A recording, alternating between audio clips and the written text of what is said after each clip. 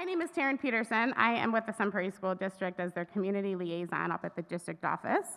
On stage, I have some pretty cool people. I'll start with Mr. Michael Morgan. He is the Director of Systemic Equity and Inclusion at district office. Could I get a round of applause, please?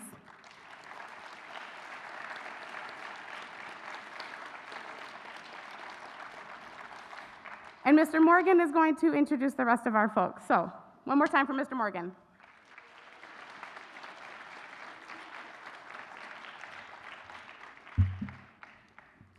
Good morning, everybody. Wow. Good morning, everybody. Happy Valentine's Day, everybody. No, not right. No, happy Black History Month to you all. That's what's up. Listen, I'm very excited to be able to introduce our Lieutenant Governor, and I have to admit that I do not have my eyeglasses with me, and so I'm gonna do the best that I can, and if I ever was going to ruin someone's introduction, I would absolutely not want it to be our Lieutenant Governor and fellow friend from our hometown city of Milwaukee. And so I'm gonna do the best I can, but bear with me. I really want to just take a moment to acknowledge our state rep. Our state rep is here, Gary Hebo. Principal Coleman, you all know Principal Coleman, right? Thank you, Principal Coleman, for making the accommodations and allowing us to use this space today. And then our district superintendent, Dr. Brad Sarin, is also here. And then I also believe that we have students from both Prairie Phoenix Academy and Cardinal Heights live streaming in. And so to our PPA and Cardinal Heights students and staff, welcome. And then lastly, I want to thank all of you all, the students. You are the reason why we are all here and are able to do this. And so thank you for being here on this really cold morning. And so I appreciate that. And let's see, make sure I didn't miss anything while we lift up Black excellence during this Black History Month. That's our theme, Black excellence. And so Lieutenant Governor Mandela Barnes is going to talk to us about Black excellence, and he's going to deliver that message. But a little bit about Mandela Barnes.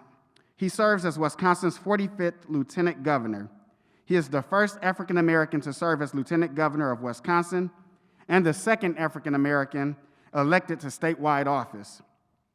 Born and raised in Milwaukee, Lieutenant Governor Barnes is the son of a public school teacher and a manufacturing assembly line worker, a proud product of Milwaukee Public Schools and a graduate of Alabama A&M University.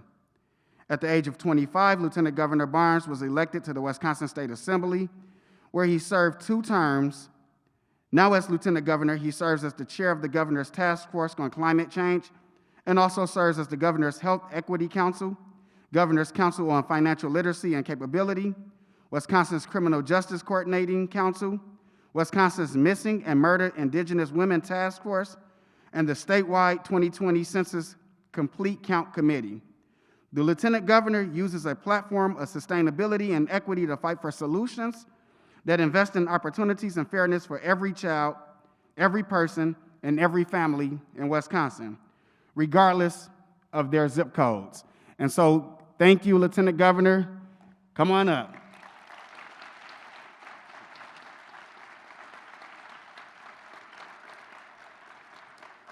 All right, I want to thank you so much, Mr. Morgan, for the introduction, especially coming from my hometown of Milwaukee. And I'm really excited to be here to have a chance to talk with you all this Black History Month. And we won't even mention Valentine's Day. But I'm truly excited to have a moment to be here, because when I think about Black excellence, we got to think about Black love for one another.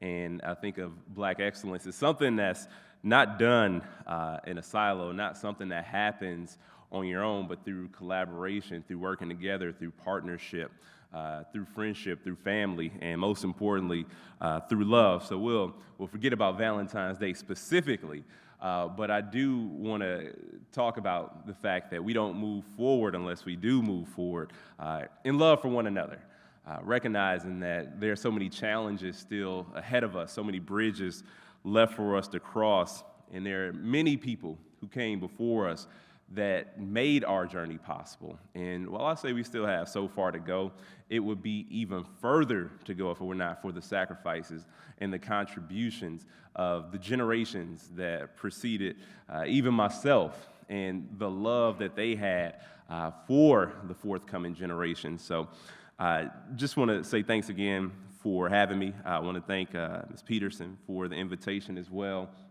Where'd she go? Oh, there you go. I want to thank you for the introduction, or excuse me, I want to thank you for the invitation. A lot of places and a lot of things going on in this state right now, Wisconsin. We always find ourselves at the forefront of some very, very complex situations, but we've also found ourselves at the forefront of progress, at the forefront of leading this country in the right direction. And I truly believe that Wisconsin will be the hallmark of progress, the hallmark of change, as we have always been. But that wouldn't have been the case if we didn't have some of the most difficult and challenging circumstances. I always remind people Wisconsin was the first state to ratify the 19th Amendment, giving women the right to vote. Wisconsin was the very first state to have anti-discrimination laws based on sexual orientation on the books, and we were also the very first state to have anti-discrimination laws based on ability, in addition to being the very first state to declare the Fugitive Slave Act unconstitutional. Now, the reason any of that came about is because as a people, this state saw the things that weren't going right, and some real good folks stepped up and said, we deserve more, and we will do better. And we did do better. Now, as I think about the challenges that we're dealing with, a lot of the systemic injustice and inequality, over-incarceration, incredibly high poverty rates, income inequality, all the sort of things that can get us down, can get us sad, all the things we went through in 2020 after the killing of George Floyd, and also what happened right here in Kenosha, it gave a lot of people reasons to feel as if we haven't moved forward at all, or reasons to believe that we had even regressed in many ways. But I tell you, the fact that so many people did come together eventually, so many people did step up in communities that weren't particularly diverse, communities that didn't really even experience injustice at the hands of rogue police officers. People stepped up out of their comfort zones, because although it wasn't happening in their communities, although it wasn't happening immediate to them, they felt as if something had to be done, and a lot of people use their relative comfort to call for more. And this is something that we can never lose sight of, and it's something we can never give up on. And one of the reasons why Wisconsin became the first state to declare the Fugitive Slave Act unconstitutional, because there was a runaway slave from Missouri, a guy named Joshua Glover, and he sought refuge in southeastern Wisconsin. And he was ultimately caught, and his former slave owner tried to bring him back, tried to retrieve him back to Missouri using the fugitive slave law.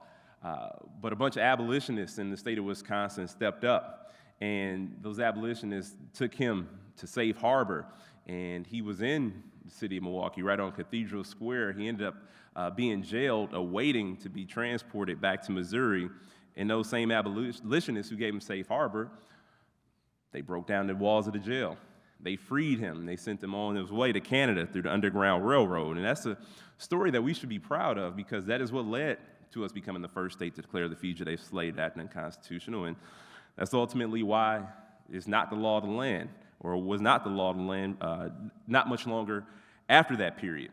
Now, it's a distinct honor to stand here. I was elected in 2018. I took my oath of office in January of 2019, which was 400 years after the unwilling and unlawful arrival of enslaved Africans on the shores of Jamestown, Virginia. And to be able to be here in a state like Wisconsin that continues to face those challenges, serving as the first black lieutenant governor in this position, or in this state, I look at that with a certain sense of responsibility, I also think about being the youngest lieutenant governor in recent memory, not ever, but I think the youngest was like in the 1800s, and people only lived to be like 40, so doesn't really count.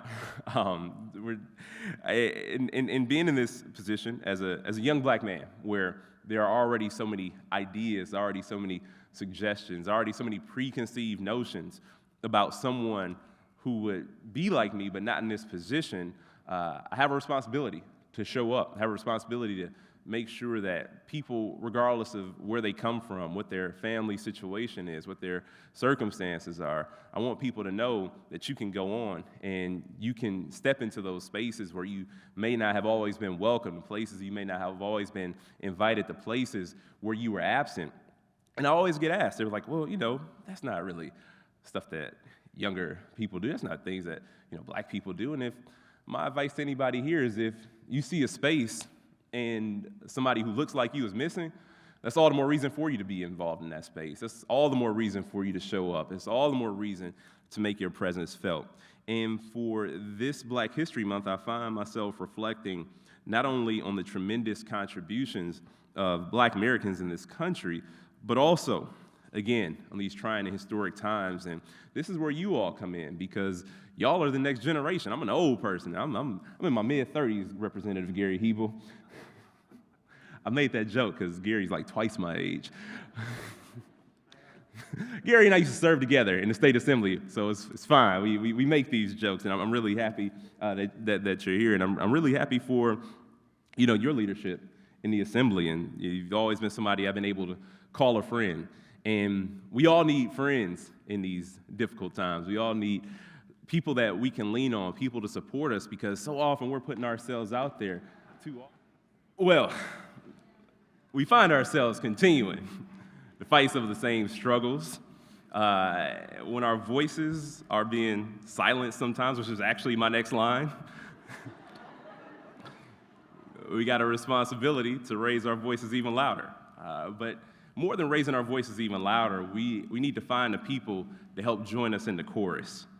And I think about, again, those struggles against racial injustice, whether they're explicit, whether they're implicit, whether it's the struggle for voting rights that not enough people seem to take seriously, whether it's the struggle to be seen, the struggle to be heard, and most importantly, the struggle to just matter. When we say matter, matter is like a baseline. That is the easy thing to do. The least we could do is matter as a people. But unfortunately, there's so many powerful interests and so many powerful forces that are still opposed to progress in this state and across the country. Some people outright deny both the progress, and a lot of people outright deny the trials of the past. A lot of people want to rewrite history. A lot of people want to gloss over some of the difficult parts, but the difficult parts is what have gotten us this far. If we gloss over the difficult parts, we are very likely to repeat the worst instances that this country has ever experienced before. So it's important for us to learn, not just for the sake of learning, but to learn so that we don't repeat mistakes that were made.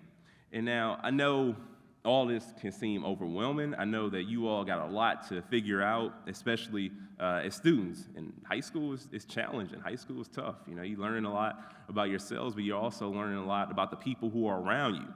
And while it can feel like it can be all too much at times, I still have faith that each and everybody in this room has the potential to continue to push us all forward. Your name doesn't have to be a Martin. Your name doesn't have to be Malcolm or Rosa or Vale or Barack or even the other guy named Mandela for you to stand up to make a difference. It's up to each of us to pick up the mantle of progress, to carry it forward so that the first can become the many. And so rather than just sit back, sit still, we have to stand up. We have to recognize that this is not the time to give up. When things get challenging, when things get tough, when things seem impossible, that's when it's time for us to really turn it on. And that's why it's important for us to continue to fight for the health, the safety, and the justice within all of our communities. And I think that this month is a time for us to all reflect on the progress that we've made, to honor the people who've laid the path, who've made it possible for us all, and to chart how we might continue to push forward for every month in every year to come. So with that being said, I want to wish everybody a happy Black History Month, also a happy Valentine's Day. I hope that we all move forward in love and in progress. I hope that you all can reflect on what we've been able to do this far along the way, and I hope that you can be focused on all the work to come and the problems that we will solve together. And again, let's all use these as an inspiration to chart and lead the path to an even brighter future for everybody. So thank you, and happy Black History Month.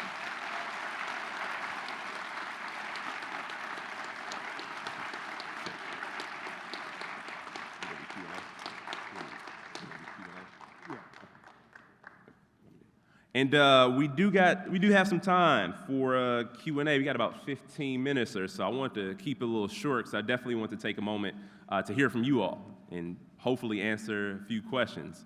If only the person would have sat around and waited for a little bit, we could have got to them. But I know somebody that a question. Oh, okay, right here. Yep.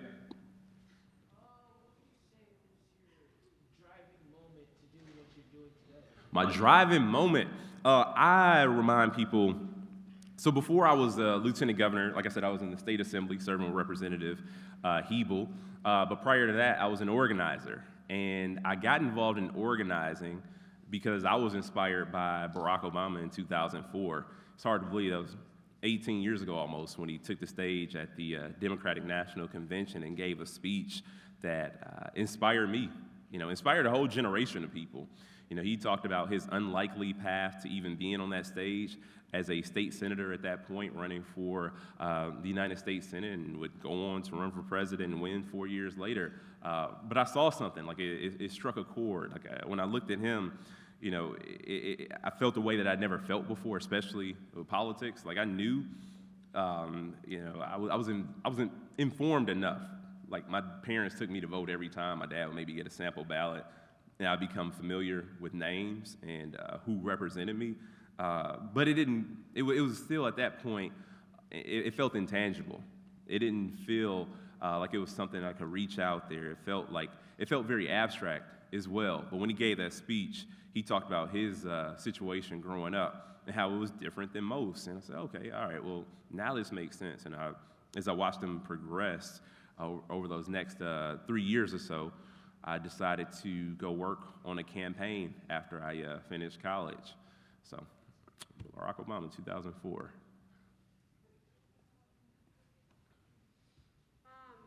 So I know you said something about how the world is today and stuff and how we need friends. What helped you to get through the hard part of the places you are today? What helped you to push through the hard stuff that you had to go through? It's still hard. And I'll tell you, I do have a lot of good people around me, especially the people who I was close with prior to ever running for office, because that helps keep me grounded. I know a lot of people get in office and the only people they end up associating with are people who are involved in politics, and it's like, that's just not sustainable. And so having a real solid foundation, my mother who just pops up in my house whenever she feels like she wants to pop up in my house, that kind of stuff keeps it real. It keeps everything in perspective. It keeps you in check as a person. And a lot of people, it can be easy to lose sight of reality when you're as deeply involved in this work. I mean, this stuff is 24 hours, right? It's not like you just get to take off and not be in this position, nor would I want to. I ran for a reason. We had a job to do, a job ahead of us. But there is a level of balance that people need, that should be expected, that should be required. And so I keep a very strong social circle that is not really involved in this sort of work at all, because you still want that perspective. You can be an echo chamber if you just listen to people that are doing the same things as you every day, and that's all a piece of getting other people's perspective as well in general. You want to learn from other people whose experiences are nothing like your own. That's what helps us all grow. So.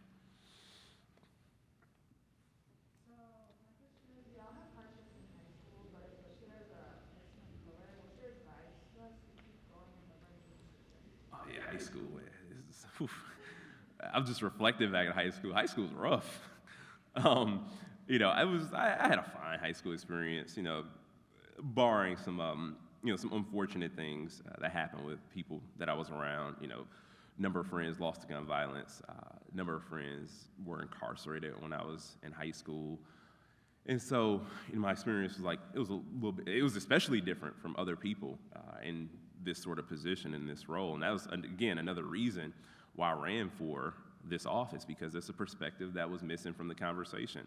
A lot of people can easily propose, vote on, make laws about something, but they only know it from not even a secondhand perspective. People only know too often what they've read, what they've seen in the news, and that's just not enough.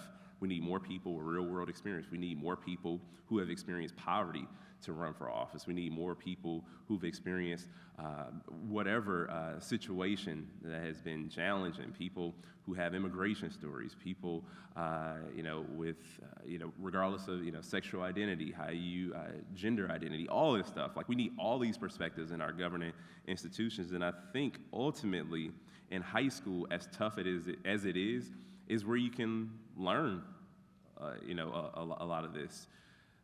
I truly, I think about different gaps we have in education and outcomes, and, for me, I personally feel like it all comes down to opportunity, what students have access to in one school district or one school building versus another, and the things that people experience when they leave the hallway, when they leave the school building and they go home or not go home. I mean, we got issues of homelessness that people are dealing with, and all these sort of unaddressed traumas that people are dealing with, health issues underlying mental health and physical health.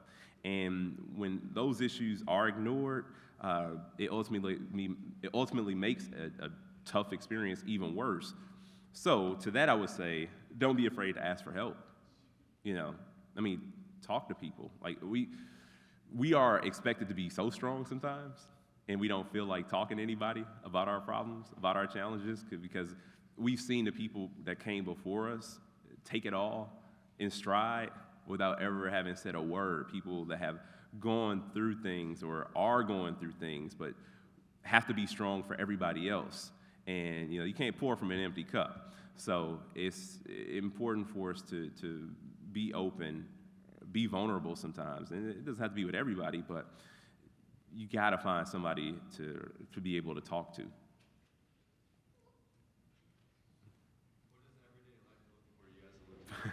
Every day is different. I'll tell you, pre-pandemic, we were just all over the place. Right now it's a lot of Zoom to Zoom. We'll do some in-person things. I'll say that first year in office, we got to all 72 counties first year, so it's like 6 different counties every month on average. And some of those we went to multiple times, but it can be literally anything. Like, we'll meet with foreign dignitaries sometimes. We'll go out, visit farms, we'll visit small businesses, we'll visit schools, tech colleges, work sites. We'll have a lot of meetings.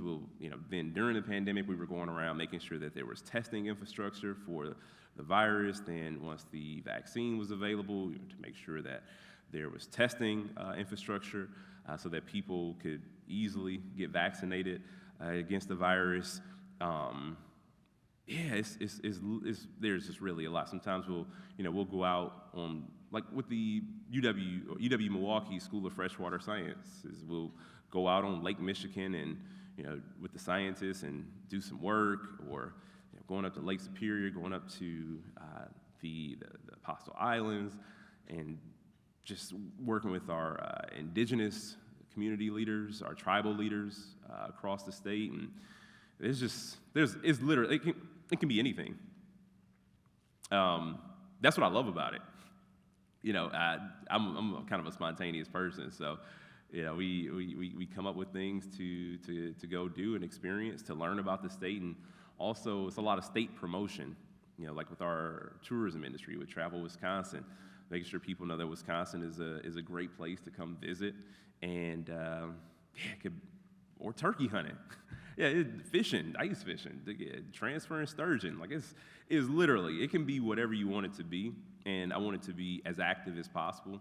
I want it to be able to get involved and engage with anything that I possibly could in this office. So literally anything. Okay, looking here first. Which things that you've worked on as lieutenant governor do you think would have been the most useful if they had been implemented back when you were in school? For your experience. That's a good one. The question was, what thing do I think would be most useful that I've been working on as lieutenant governor that back when I was your age, what would have been the most impactful? And I would say the work we've been doing on climate change.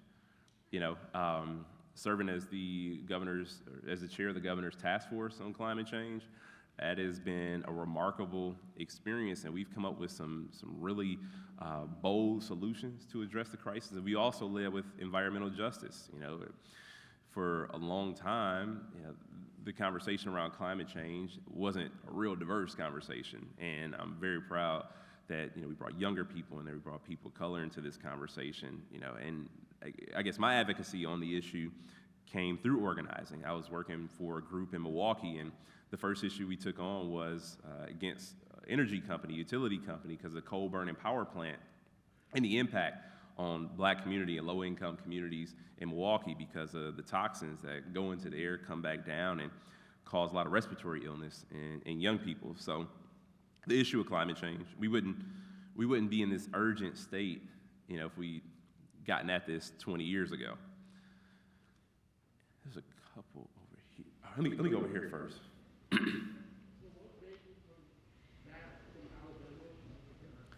So what made me come back from Alabama? So I'm from Milwaukee, and it's weird because I came back to Wisconsin in the wintertime, but Milwaukee's home. I want to come back home. After school, I ended up actually going to Louisiana afterwards. I worked on a campaign, and after that campaign, we were unsuccessful, and I was like, I had to, figure out what I wanted to do. I still stuck around for about another month or so in Louisiana, and decided that it was time to come back to Milwaukee. There's a lot of work to do. That's where my foundation was. That's where my base was, and I could figure out my life a little more easily in Milwaukee than I could in Louisiana. Here, then here, and then those would probably have to be the last two. Go here, then here. Yeah, I know you're campaigning for the U.S. Senate, so I just wanted to ask, what are your plans as the current lieutenant governor to kind of tackle issues like climate change and racial discrimination among other issues as the United States Senate? Yes, I can't talk about the campaign right now because I'm on state time, and that'd be a little bit illegal. So, but I can say that the work that we've done on climate change, though, we've like I said, with our task force, I encourage you, if you're interested, to go to climatechange.wi.gov. You'll be able to see in detail everything we've been doing in terms of racial discrimination. I mean, this administration has been one of the boldest at taking on the disparities we have. I mentioned over-incarceration, and the governor has issued a historic number of pardons, more pardons than any governor in recent history, in modern history, in Wisconsin. Our prison population has reached a historic low. We've been able to provide business opportunities and support as well to women and minority-owned businesses across this country, working with diverse chambers of commerce to help get capital to help these businesses become more established. And a part of it, too, when I took office, I said we're going to leave the core principles of equity and sustainability, and we didn't want to separate either of the two because Wisconsin is unfortunately a rough place. Too often ranked as the most segregated state, too often ranked as the worst place to raise a black family. Milwaukee, a city that's 40% black, is the second worst in black home ownership. And we've been working with the organizations on the ground who've been doing that work for a long time. But we've also been deliberate in addressing these issues. I think that things have gotten so bad because it's all these problems that we face as a state, especially the racial disparities, that we have, they just get swept up under the rug, and they're ignored. And if we're not going to talk about the issues, we're certainly not going to solve them. First step is admitting that there is a problem. And we got right on the ground, got to work with the organizations, like I said, who have been doing it. I've used my expertise and my background in organizing to work directly with the governor to make sure that we are targeting investments, especially in early child care and early childhood education and every other, sorry about that, I had a cue that I had to prompt. But every other issue that we've been facing, I've been proud to work with the governor as a means to be intentional. You know, if we have a high rate of black male incarceration, let's just say, all right, well, let's address black male incarceration in the state, and just, instead of being, vague about it, instead of saying that, oh, we got these challenges that we need to fix in our justice system, well, let's point out the exact problem. Let's pinpoint the problem and address it and consider what would make it this way, what would be the reason that our issues are as bad as they are here in Wisconsin. So, there with that, I had back there. No, it's back there. I gotta go back there. Yeah, sorry. No, I gotta go back to him. Sorry. Did you always know you wanted to run for governor? Did I always want to know I wanted to run for lieutenant governor? No, I did not. So telling my story, so I was a state representative for 4 years, and I actually, this is the part that I usually tell high school students too, because this path wasn't linear at all. There have been a lot of roadblocks, there have been a lot of detours, and a lot of people want to show up and act like their whole path, their whole journey was perfect, but I'm definitely not going to pretend that that's the case. Yeah, I ran for state senator in 2016, and I lost. And I lost bad. It was, didn't I, Gary? Yeah. And so at that point, I sort of had to figure out, what was next. Was I really in love with this? Is this really what I want to do? I mean, seriously, I'm pretty sure y'all have applied for jobs that you haven't gotten before, but to run for office, which you are essentially interviewing in front of a mass of people for jobs, you get rejected by 10,000 people. It's a little tough. It's hard, right? I don't think I left the house really for about 30 days, just reflecting. So, you put your all into something, you expect the result. If you don't get the result, the impact could be real tough, and that's also why it was important for me to have that foundation, my friends who were there, because those were my friends before I ever ran for office. It wasn't a question if they were going to be my friends if I won or lost a race. And, at one point, my guy Sean, I'll never forget it, he's like, you got to leave. You got to get out the house, man. You are going to this comedy show with me. It was Trevor Noah was performing live, and he made me go to the comedy show with him. And I'm forever grateful for that, because, I needed it, right? I'm just going to sit and wallow, but I was still stressed out about the race. And I had to figure out, was I truly committed to this work, or was it something that I felt like it was something I wanted to do at that point in time? And, the more I thought about it, I realized, these issues aren't going away, whether I was elected to that office or whether I wasn't elected to that office. The problem still had to be fixed. And so I ended up working for a policy organization with different state legislators around the country on different issues. And it was a year that I knew would be a little bit better than 2016. And I actually had a renewed purpose, and I felt like the things that were happening in other states should be happening in Wisconsin. And I didn't necessarily want to run for, the same office again because of what happened last time. And I decided to run for lieutenant governor. It's a position that wasn't really sought by a whole bunch of people, because it could be seen as almost a throwaway position. But I knew that we could truly make something of it. I knew that with the right frame of mind, we could turn this position into something that actually may not have authority, but something that could be a little more influential than it had been in the past. And so that's what made me decide to run for lieutenant governor, because the problems that exist in Milwaukee aren't much different from the problems in Wausau or the problems in Eau Claire. And too often, we're pitted against each other with this urban-rural divide narrative, and that's not a real thing. It's a false narrative used to keep people separated, used to keep people from recognizing that we are much stronger together in combating these challenges that exist in healthcare, that exist in income inequality, that exist in education. And as long as people subscribe to that myth of the urban-rural divide, we're going to be worse off, more separated and segregated than we've ever been before. And it was something I wanted to work to close. And I know I can't do it all on my own. I know I haven't done it all on my own, but I think that we are truly more steps closer than we were before we started this thing. So, really good question. And I know I got the hand. One minute. All right, I gotta go with somebody who hasn't asked a question before. Sorry. Oh, somebody. Oh, my bad. If we speed, we can do it too.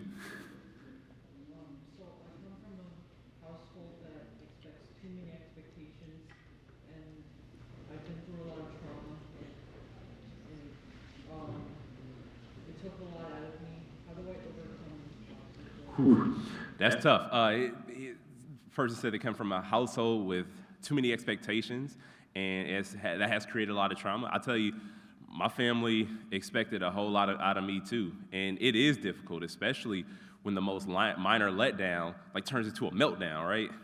Like everything is just like the end of the world. You get one C, and all of a sudden you're the worst student in the world. And with that being said, there are those heart-to-heart moments, and I'm not sure because I don't know your family situation, but I will say that there are the moments where you just have to have that conversation, with the parent.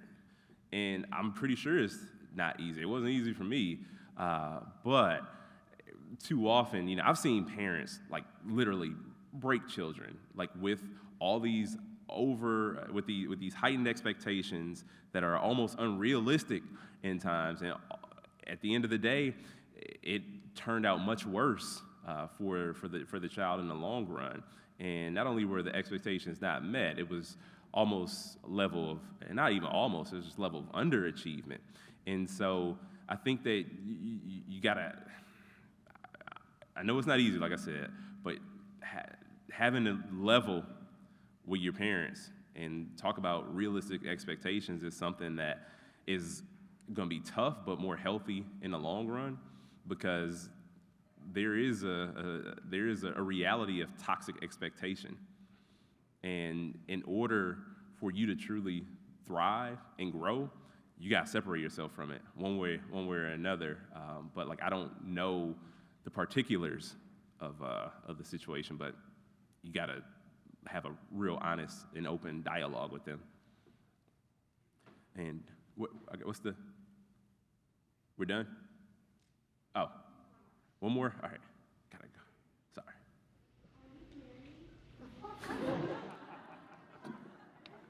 All right, well, we got time for another question.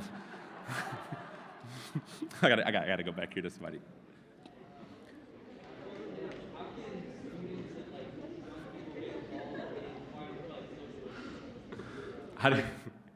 No, I'm not married. But young people can get involved, social. I mean, I would say that this is the most involved generation. I mean, you grew up with social media. You grew up with the internet. You don't know a life of dial-up internet. That's something that probably goes over everybody's head in here. But where you couldn't talk on the phone and be on the internet at the same time. None of you know what that life is like. And so, with that being said, with you all being the most connected generation, just like anything, using that power for good, right? You see things are wrong, you call it out, and you organize it. You got untapped organizing potential with how connected you all are. And so I would say that, not ignoring the red flags, not ignoring the injustices of the world, showing up and knowing that there's a community or at least a handful of other people out there who feel like you feel. And, everybody's first attempt at taking on a challenging issue is not going to turn out to be the March on Washington. And that's one thing I want people to understand too, like even 3 or 4 people can make a significant change, you know, in not giving up. Like you can make a significant change, and you know, having a whole room, auditorium full of people, you know, at a rally, yeah, sure, it's great, it's energizing, it's helpful for the cause, but that's not the reality of every organizing experience. That's not the reality of every social movement. A lot of these things are very insular, and they shouldn't be insular, but a lot of these things seem insular or very minor, but can be impactful if there's a plan for the long term and you are willing to be patient about it. That's another thing as well. We expect things instantly, and when things don't happen instantly, it's easy to get frustrated. It's easy to feel like you want to give up. But you look at the trajectory of this country, you look at how long change has unfortunately taken for many people. It's much easier to tear something down than it is to build something up. And we are all in the business, or should be, of building things up. And it takes a long time to get it done. So, all right. Thank you so much. Thank you.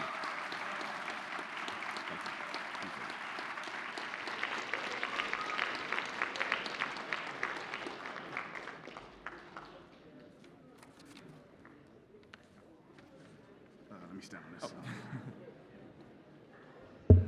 We're almost done. Just hang on just a moment. If I can ask State Rep Gary Hebo to come up, and with the Lieutenant Governor, we have, on behalf of the Department of Systemic Equity and Inclusion, and in partnership with our Black student unions and our middle and high schools, we have a small token of appreciation for you both. I hope they're the right size. These shirts were created and designed by students at Prairie Phoenix Academy to commemorate Black History Month in Sun Prairie. So these are some pretty cool shirts that we have for you all. And so can we give them another round of applause, please?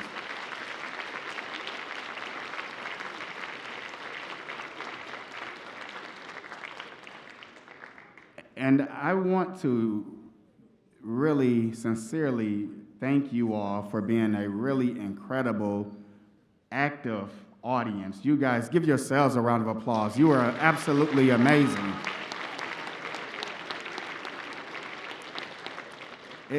It's not often that we run out of time, because so many very excellent questions and so many students who are really interested in learning more about politics and government and how it can work for you and how it should work for you.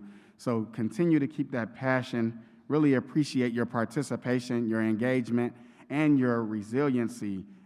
So thank you.